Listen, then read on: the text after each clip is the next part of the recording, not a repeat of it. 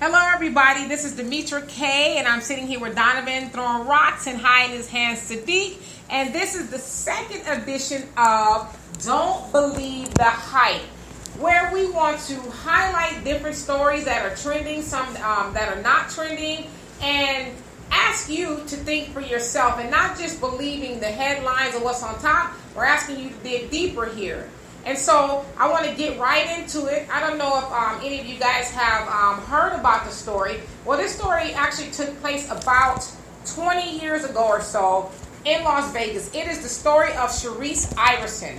She was a little 7-year-old girl who was on vacation with her family in a Las Vegas hotel when she came up missing. They were looking all over for her, and when they finally found her, they found her lifeless body in a bathroom stall. What happened to her was a mystery for a minute. Then they looked at the surveillance cameras and they saw a young man, he appeared to be a young white man, leaving the bathroom, the women's bathroom. I believe it was the women. It might have been the men's restroom. So saw him leaving. They put two and two together, and what happened was he snatched her into the bathroom, raped and choked her to death. Brutally raped and choked her to death in this bathroom stall. And so when he was sentenced, instead of giving him the death penalty, they gave him 4 life sentences to run consecutively. So basically he wasn't getting out. And at the time, he was, I think he was 17, maybe 18, a senior is what he was. A senior in high school. And so now he's seeking parole under the argument that when he was sentenced, he was immature. Or he's trying to say I'm a minor. Well, he wasn't a minor. Right. He was, because he was a senior, but he was 18. So technically, he wasn't an a minor. But he was saying, I was immature then, and what was I thinking? I didn't know. And plus, he was saying too, there was some coercion going on from the DA. His lawyers misled him. So that's what his appeal is on. Him being immature. His lawyer didn't represent him right, and there's some other factors. And so a judge will ultimately decide on that in the next 3 months whether he'll be paroled. Parole meaning he gets out. Again, he's serving a 4-term life sentence. And so I guess to me the question is, will he get out? Because in the last couple of months we've seen plenty of, I'd say white offenders especially, do the most heinous things to people and get no jail time or 3 months or something like that. Comparative to the average Joe six-pack black person, Mexican, where we get life. And they jaywalking in life, you know, or whatever the case. Now, obviously, I'm being facetious, but in comparison, that's kind of what it is. I can't remember the guy. He's a white kid as well. He raped. I can't remember who it was. He raped a student that was drunk or something. Okay. And I believe she was black as well, if I'm not mistaken. But the judge said, well, I don't want to ruin his life.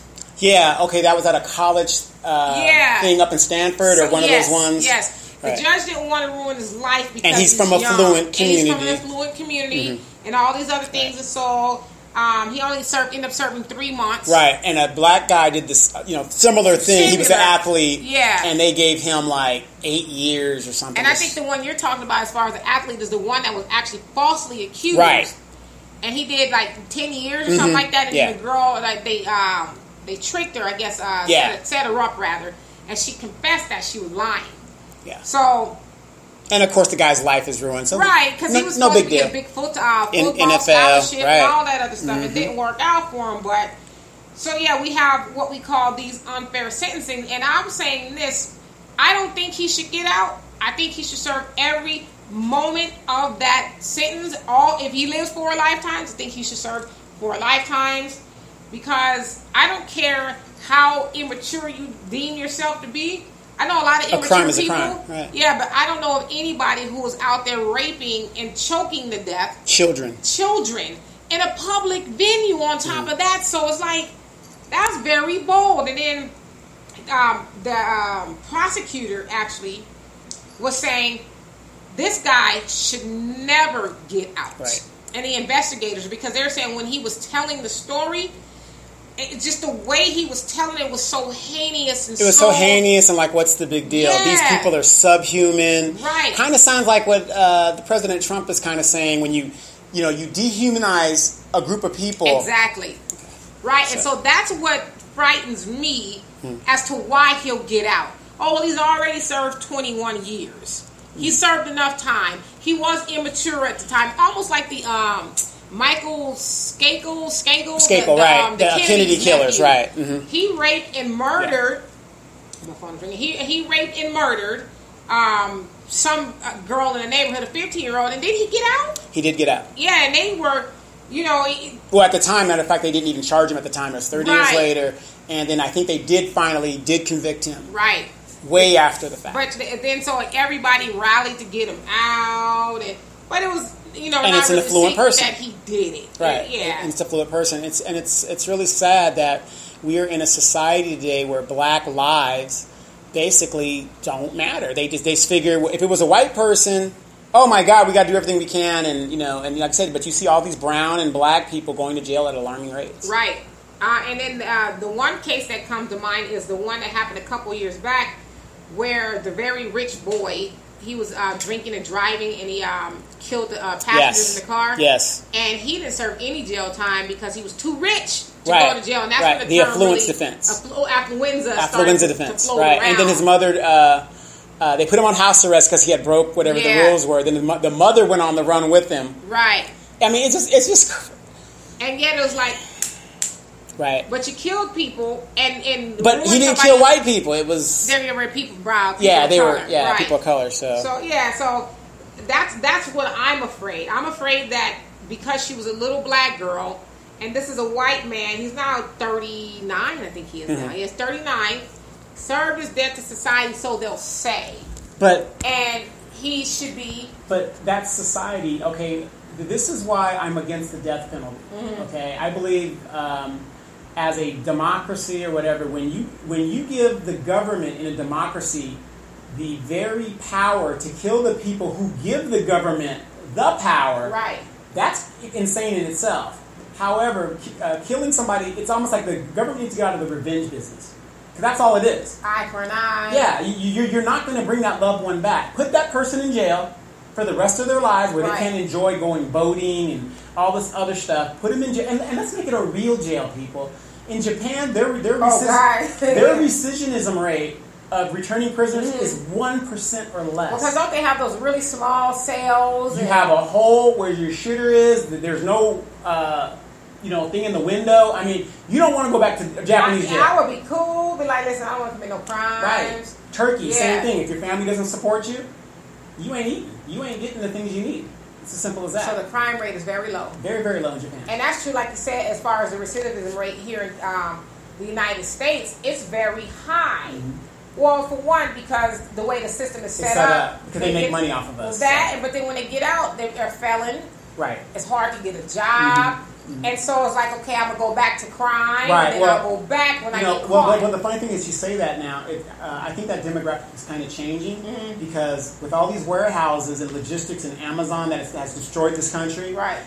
You can go to a felon and say, okay, you ain't got no other choice but to work here at $7, $9 an hour. Yeah, because a lot of those places are starting to be felon-friendly again. Yes. When the economy got bad, then they started saying, well... we can't bring you in here. Right, but now, like you say, you got all these warehouses, and we know people who don't have felons, and can't get jobs. Most people don't want to work there, so hey, open up the doors. Right. Which I'm not mad at the fact that they're able to work, but yeah, and to your point, I mean, in those other countries, they recidivism rate is very low. Right. A good example, our neighbor Mexico. Who wants to go to a Mexican jail?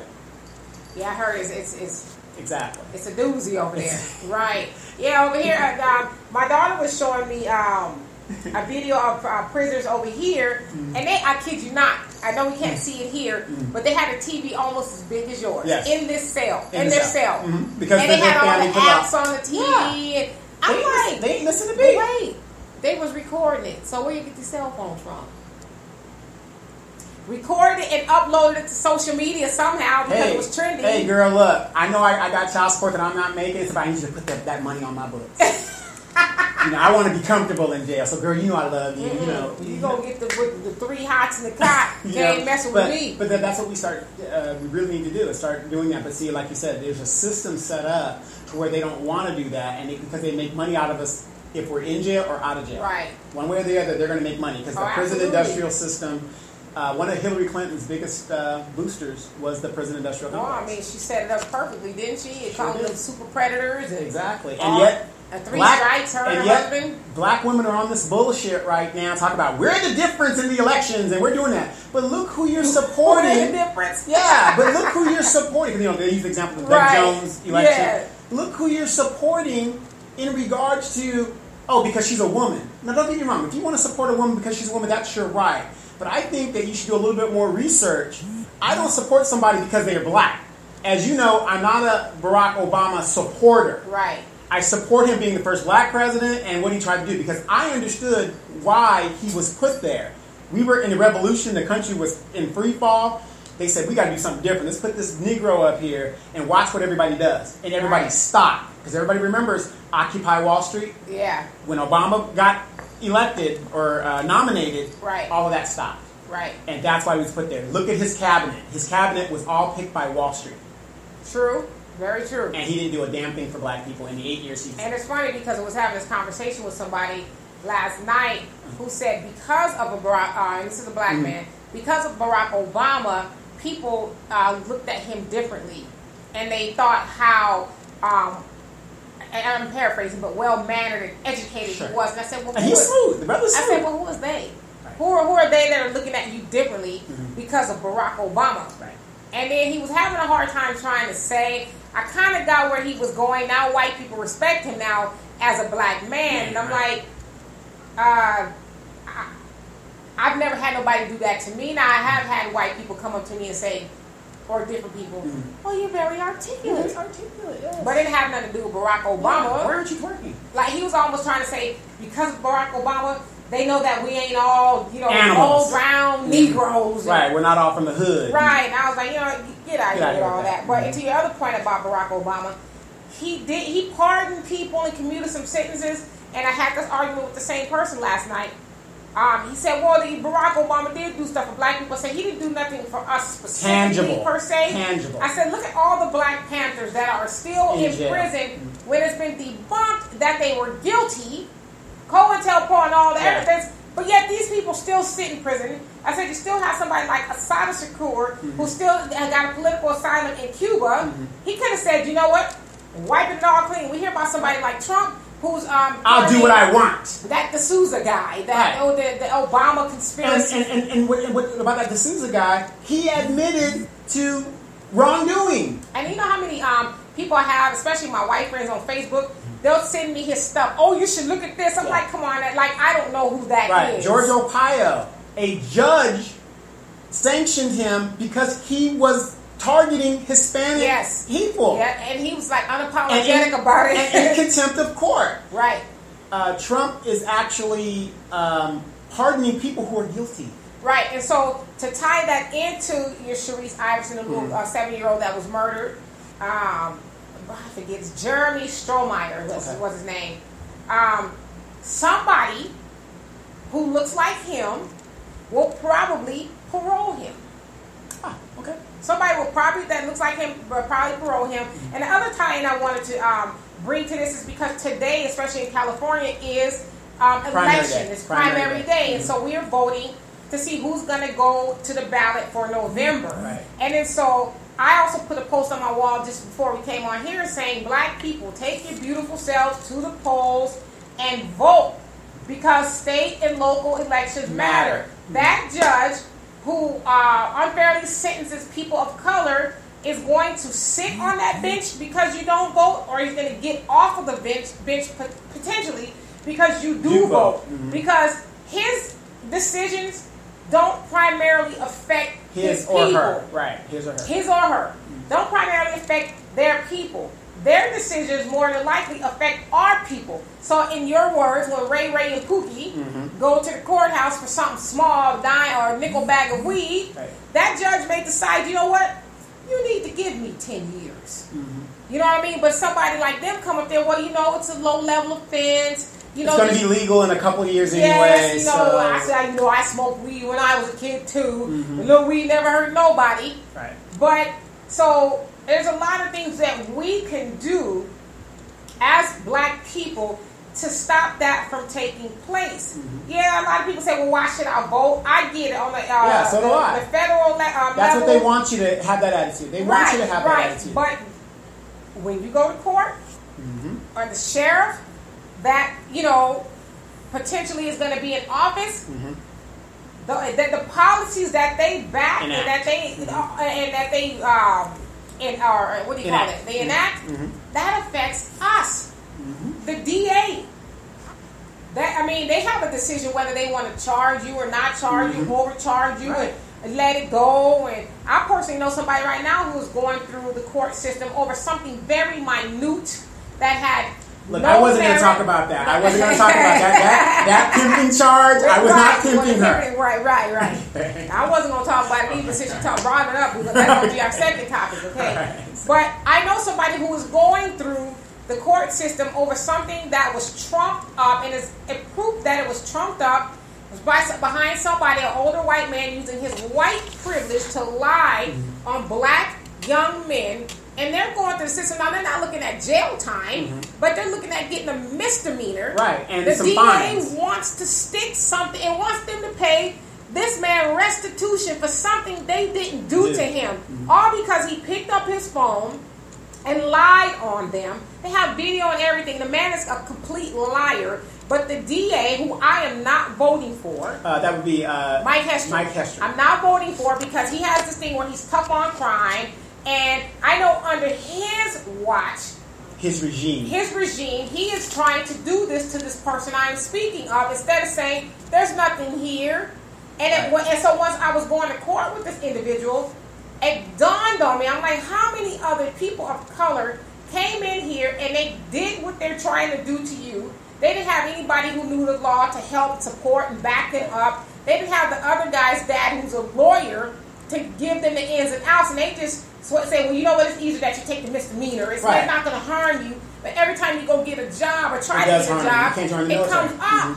Right. And so that's why it's important for us to vote, because it's those people like that who will have no problem giving your cousin Ray and Pookie and them charges they don't deserve, to mess up their life, and to ultimately, back to Donovan's point, will send them to prison eventually, because if you don't, you're not going to starve. Right. You're not going to say, and then most of the time, when you have a record, you can't go get a lot of public assistance. Nope. And so you're especially as a man. Yeah, especially as a man. And so then you're out there doing things you're not supposed to do, and you get caught up. Oh, well, I see here you had a misdemeanor back in the day. Okay, well, you know what? Because you kind of got a history, we're going to bump it up to a felony, and now you need to give us some time. So, and then it fuels the prison. It's just, it's a lifelong system and a situation. And it makes money for those very same DAs and judges and all those other people that we are too lazy to go vote out of office. They're all getting their pockets greased by sentencing and over-sentencing people of color, because we know that the prison system is for profit. Now, I also think about this, and like I said, I know you guys get a lot of your information off watching TV and YouTube. Jerry Springer. Yeah, and there's nothing wrong with that. Like I said, you're watching our video right now, and I got a lot of information off of seeing different things and getting and formulating an idea. You got to remember, the California prison system, the federal prison system, is overwhelmed with, because, like you said, it's a system bringing people in there. Multi-purpose rooms with cots all over. So now they've gone to the private prison industry.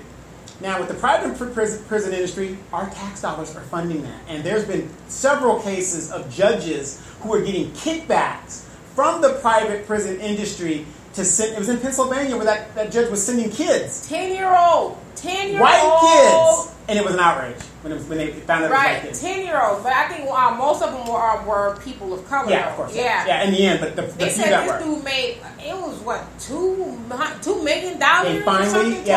They finally removed him off the bench, and his thing. And he's doing 26 years. Right, they removed him to the bench, and he couldn't even say he was sorry.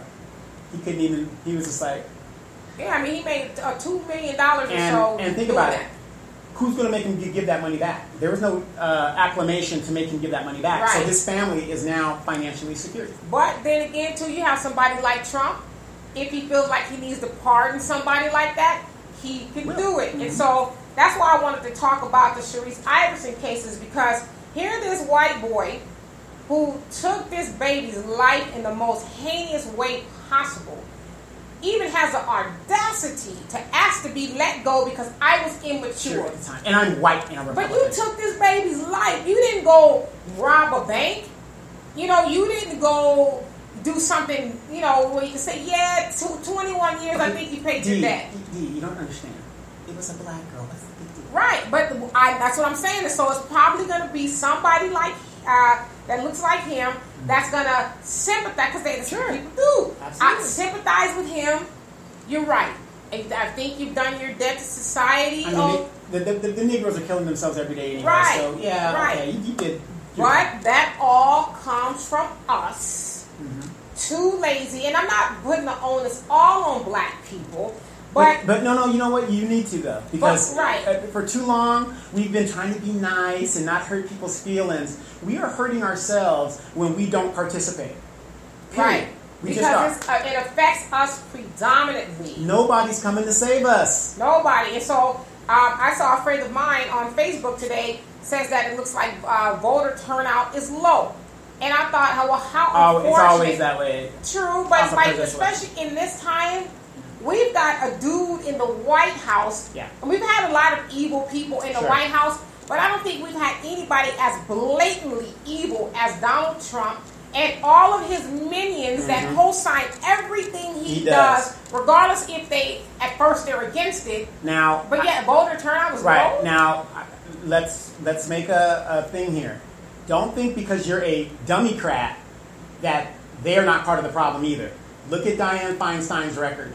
This woman votes overwhelmingly the Republican agenda. She is a Republican disguised as a Democrat. She's voting her money. Exactly. She's voting what's going to give her the most money. Exactly. And I was telling my daughter that because we still got to go vote, by the way. We've just been running around. But we're currently, as we're driving around, researching and reading all these candidate statements and stuff. And they love to tell you what you want to hear. Right. And I'm like, well, we got to be careful. And I was telling her that a lot of these people masquerade as, like you said, a Democrat, but they really vote Republican to follow the money. How's that you go in office and you're damn near broke and now you're a millionaire, 10 times over. Right. They're telling you right now. Like I said, the Democrats are great at telling you who your leader is going to be. They're trying to gin up this Kamala Harris. When Kamala Harris was here in California as the Attorney General, and there was a couple of racial situations, she sat on her ass and did nothing about it. And Kamala Harris will not get my vote. Right. Okay. Not get my vote. She won't get my vote because she's a black woman who always touts the issues of DACA and everybody else. But black. She never, she'll loosely talk about black people, but not just, hey. Yes. I agree with Kaepernick. He's right. We need to stop police brutality and the injustices against black people. And when I take myself to Congress, I'm going there with a bill saying that we need to get these people rep. But she don't never talk like that. She will leave. There's another one. All she's talking about is DACA. Aunt Maxine. All she's talking about is DACA. Well, I saw a video where somebody asked her about reparations. And then she says, oh, yes, I'm going to go down there and do it. It's like, wait, you've been there for 30 years. What's taking so long? Yeah, when are you going to do it? When are you going to do it? I mean, I don't want to hear that now. It seems like I'm going to do it election time. I'll do it now. Right. And people get mad when you talk about Auntie Maxine. Oh, yeah, I know. I understand that. And it's not but I want you to get mad and understand what I just said. Right. She's been there over 30 years. What's taking you so long to champion reparations? I'm there with you. You go after Trump, at the drop of a hat. You got all these little sound bites. People say, I'm reclaiming my time and all this That's other all stuff. good and great, but the proof is in the pudding. What are you actually doing for your people? Nothing. And that was a conversation, sort of heated conversation I had with the guy last night, and saying, Barack Obama, he did things for black people. What? And he changed the image of black people. Wow. He made everybody look at black people in a different way. Wait a minute. LeBron James did that with his girly pants and shirt. So he changed the image of black people too. So what I'm saying is that's insignificant in the success of our lives. I said everybody else goes to office and they root for their people. I said, Obama, when he was there, his administration wrote a check to the Jews. Indians, Asians, everybody, but black people. And I'm thinking, okay, you're known as the first black president. Yeah, your mom is white, but hell, you black to us. Right.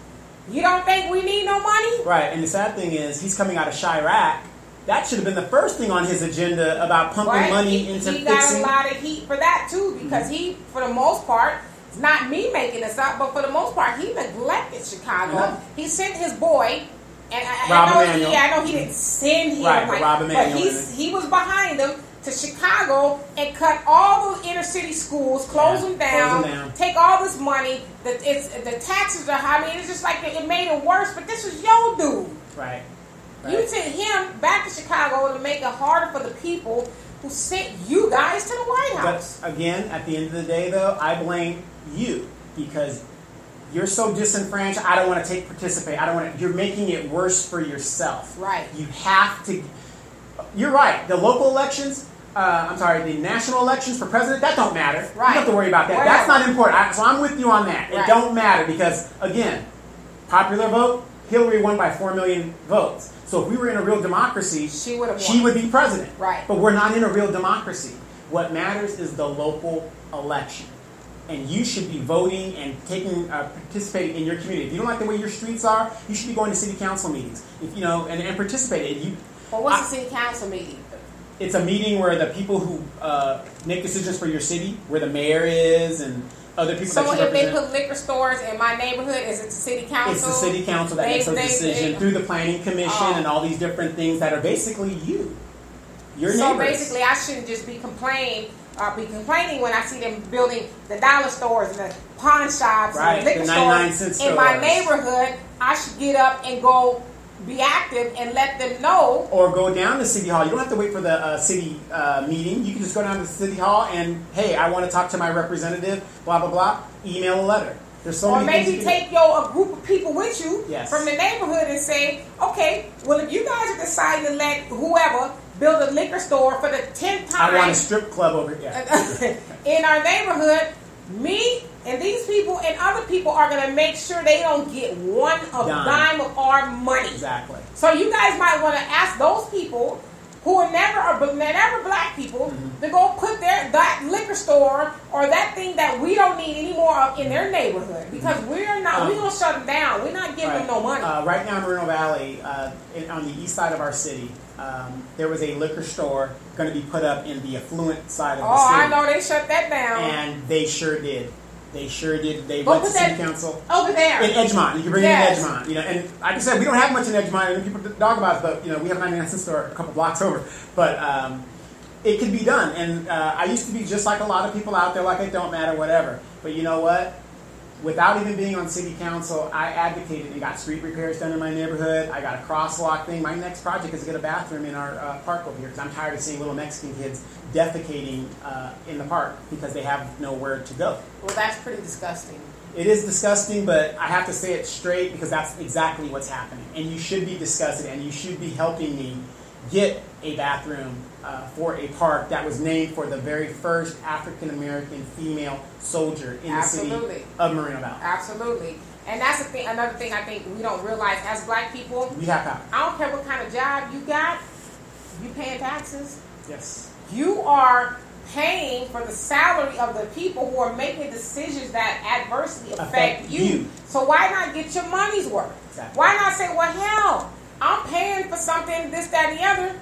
Let me make sure that I'm paying for what I want. Like, I wouldn't go into a restaurant and ask them to bring me a steak and they bring me a hot dog. Or a Spam burger. Yeah, and I would eat it and say, well, I know that's not what I wanted, what my money is paying for, or what I wanted, but if that's what my money is paying for, I guess I'll eat it. And unfortunately, like I said, you guys can go back and look at our early videos and you're going to see me just irate, getting, asking and putting people on the spot. I mean, politically, I'm a pariah in the city that I live in, but people that want to know the truth and want to know what happens, they know, come and ask me. Right. Because I know where all the dead bodies are. So you can make a difference in your community, but you've got to get active and understand who you're voting for. What I do on a lot of my shows, especially my political shows, I'm going to do on this show because we're getting ready to get into it. I go and get public documents and I put it up on these candidates. And I'll tell you right now, we have a congressman, his name's Mark Chicano. Every time he comes into town from Washington, his chief of staff contacts me and lets me know where he's going to be meeting at, what he was doing in Washington, and what he's been doing for the district. And I report that to my neighbors. But that only happens because you're very influential. Not just influential, but you're active in the neighborhood. You're not just one of those people, well, you see me every 4 years. Yeah, why they building something over there? We don't want it, but you know, what are we going to do now? Right. You're actually out there saying, hey, I'm going to hold you accountable if you're not doing what you say you're going to do. So the next time we go to the polls, I'm going to make sure people know who you really are. And that's what everybody should be doing. Right. In fact, I was talking to my daughter yesterday. I keep pointing over there because she's behind the curtain. I was talking to my daughter, and she says, well, you keep talking about forming a political party for black people. Yes. Why don't you just do it? And so I went home and I did some research. There's, a lot of red tape. But I said at the very least, without having to do it legally right now, we can at least start forming something and saying, and growing. Right, okay. Whatever party is out there, as black people collectively, we are going to vote for this because this better serves black people. Wait. Don't we already have that? The NAACP does that for us. Well, they tell us to vote Democrat. Yeah, of course, Democrat. And we know that a lot of times. And then they'll give us things to say, go talk to this person about that. No. See, we need to get away from this two-party system. As you always talk about the two-party system of... It's not working. I'm saying this, and I'm saying this, but we're both doing this. Right. Well, we just, we got y'all so wrapped up and into the thing these is parties. And the thing is, when you're awake and you see what is going on, right, and you really see it, you say, wow, this is really messed up. Because in a democracy, there shouldn't just be two parties. Right. We should have I don't belong to any party. I'm proud to say that. Neither do Your I. daughter keeps saying how many times you're going to tell us that. Yes, neither that do I. you don't belong to a party, nonpartisan. But both parties have to cater to you. Exactly. And then why don't people understand that? Go nonpartisan, right? And actually hold them accountable. Like, they've been texting my phone off the hook and calling me yesterday, especially. And so my blanket response to them is, okay, like Gavin Newsom, who's running for governor out here, their people text me. I said, great. What is Gavin Newsom doing for, to help black people shorten the wealth gap? To actually close the wealth gap. Well, no, they text me back and said, gave me his blanket answer. Well, Gavin Newsom is this and he's that and he's doing this and he's creating jobs. I said, again, you gave me the blanket answer. You didn't specifically answer my question. I said, but thank you for responding. Right. But I want to know why I should vote for you. Don't just text me and I'm saying, oh, great, because Gavin Newsom's this white man. He's popular. No. Kamala Harris, she's a black woman. You should be voting for her. Because she told me to. Support her. Right. We need a women in the office. What's going to be the difference? Nothing. Because they're all enriching their pockets too. I mean, Hillary has her hot sauce in the bag and everything like that. And I noticed all that black congressman that went to jail that was a superdelegate for her. Where did Hillary write a Korean Brown? Did Hillary write a reference letter? Hillary's like, you didn't have the right hot sauce in your bag, boo. But you see what I'm saying? Right. Sheila Lee. And which is Sheila Lee's, and actually it's Barbara Lee, and I tried Sheila Lee, but Barbara Lee, I would never vote for her. She can be voted for by us out here. She actually denounced Minister Louis Farrakhan because the Jewish counselor or whatever they called. They didn't appreciate. Yeah, what he said, and he spoke truth. You can research for yourself. They call him, anti-Semitic and all this other stuff. And they called upon 7 black senators and Congress people, this, that, and the other, to denounce write a letter, him. write a letter. And most of them did. And so Barbara Lee is a fraud. She would not ever get. I don't even know if I can vote for her. She's in another district. Los Angeles. But the point. We should not be voting for people like that.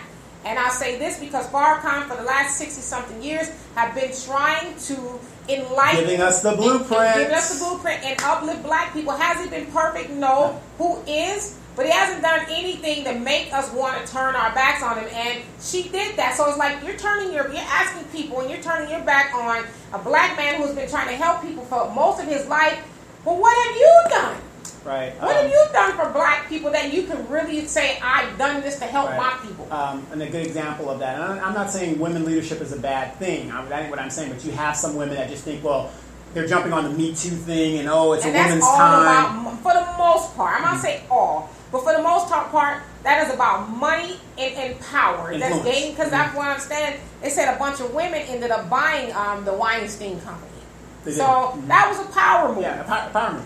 But in our city here, one of the main advocates that I have is a lady that is from Chicago. She came to the city with Chicago tactics, and her name is, what's her name? Denise Fleming. Denise Fleming. And she's ran for council, mayor, and she's really into herself. And, when you ask her, well, what is your platform or whatever, I want to be the first black mayor. And she's willing to sell her soul. Yeah, she's willing to sell her soul to the highest bidder that's going to support her. And when I exposed her and her friend Brown of The Voice, Cheryl Brown. That just was like heaven when you heard they started calling her Cheryl Brown. When we helped expose these people, which I thought is a great thing, because this woman had no ideas of where to take the city. It was a stepping stone to a higher office, right? And it's so sad. And I'm not saying women leadership is a bad thing, but what I am saying is research the people you support, because they might not be for you. They might sound like they're for you, but they're not for you. And this woman spent a lot of money. She even did a local commercial here in the Riverside area. And all that money was spent, and I was just denouncing her at every turn. Well, you better get ready, because she's going to run again. That's what I heard. What I heard. And she's running again. And don't worry. Look, don't worry.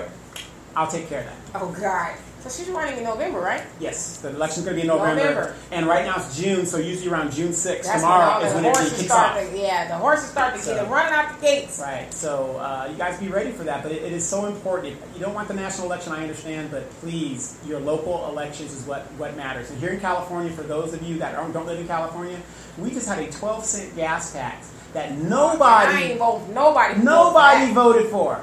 Right. But it hit us, and now our gas, premium gas, is almost $4 a gallon. And they can't explain why. I'm surprised the refinery hasn't blown up yet to bring it even higher. But I mean, it's like people are already struggling. Yeah. Some people say, well, that's only 12 cents a gallon, but you're commuting every day back and forth to work. 70 miles. Driving up, that adds up. Yes. I mean, it's like, it's a direct tax. Well, why should we be paying damn near $4 a gallon? I mean, California hasn't seen under $2 in years. Yeah. But then again, let me show you how slick California politicians are. Dianne Feinstein, the senator, husband got a $3 billion contract to do the high-speed rail up north.